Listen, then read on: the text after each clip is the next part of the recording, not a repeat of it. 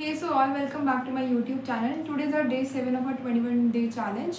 So in this video, I am going to help the young dentists, basically our final year students, so as to overcome their fearful situations by telling them what are the books that they basically need to follow. So I am giving a list of the books. I am pasting the photo of the books here so you can watch them. So you have to remember that there are basically 8 subjects in final year. Like there is prosto, pedo, ortho, perio, OMR, and there is endo, and what are the other subjects? Like I will paste a picture like oral surgery.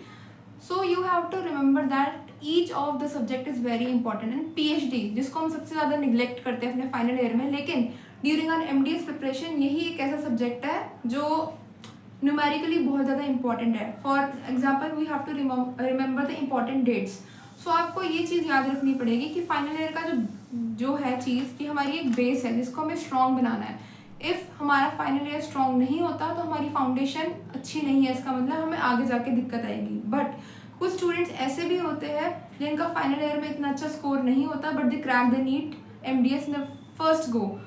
So this is not basically the most utmost criteria. But मैं आपको ये बोलूँगी कि आपको सारी जो आपकी books है फाइनल ईयर की, ये नहीं सिर्फ इम्पॉर्टेंट पढ़ के चले जाओ. No, you should get the most important things as well as आपको पूरी बुक्स को भी पढ़ना है कि उसमें क्या आ रहा है, क्योंकि वाइवा में तो वो कहीं से भी पूछ सकते हैं. फिर आप उनको ये नहीं बोलोगे कि मेरे सीनियर्स ने मेरे को इंपॉर्टेंट टॉपिक मार्क करके दिए थे.